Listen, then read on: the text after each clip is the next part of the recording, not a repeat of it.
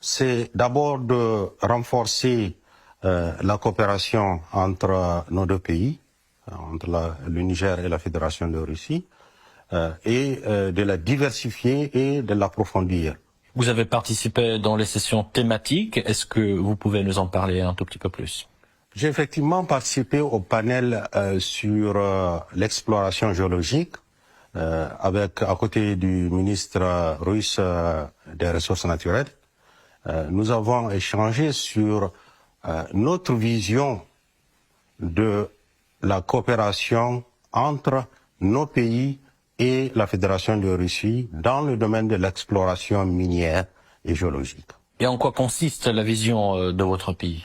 Notre vision, elle s'inscrit dans une croissance et un développement partagé et équitable entre la Fédération de Russie qui pourrait apporter une expertise technique et le développement de l'énorme potentiel minier dont dispose notre pays, le Niger. Est-ce que vous pouvez nous en parler un tout petit peu plus de ce potentiel que dispose votre pays?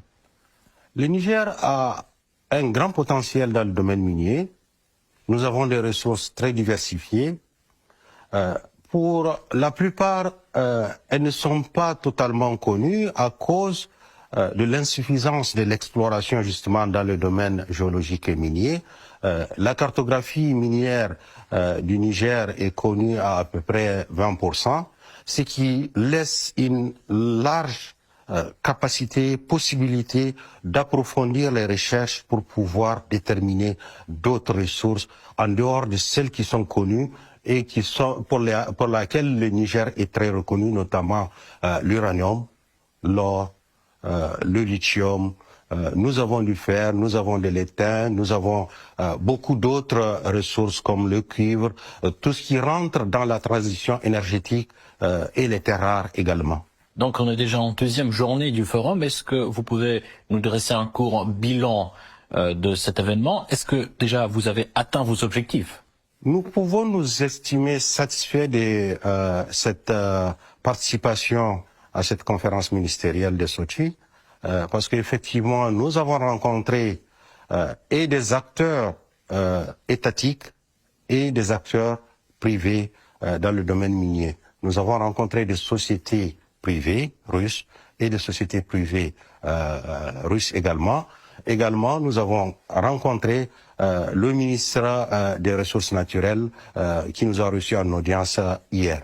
Une petite question personnelle, comment vous trouvez personnellement Sochi et l'ambiance qui règne ici?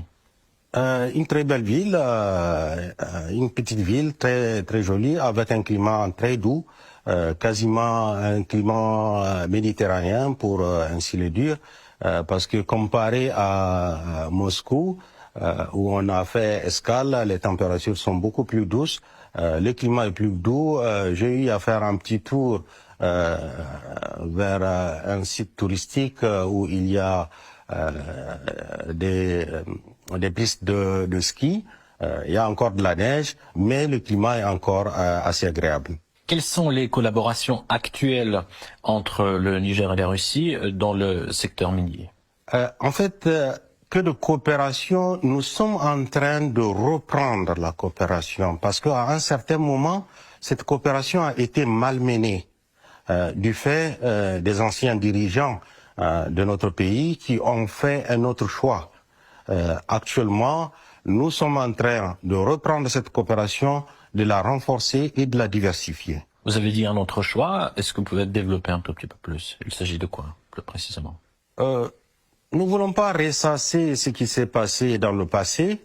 Nous voulons plus voir ce qu'on peut faire pour notre pays dans le futur. Ce qui s'est passé précédemment, c'est que quasiment le secteur minier a été laissé pour compte. Il a été laissé, disons, à la solde des multinationales occidentales qui en ont fait leur chasse gardée. En quoi la coopération avec la Russie est différente à cet égard?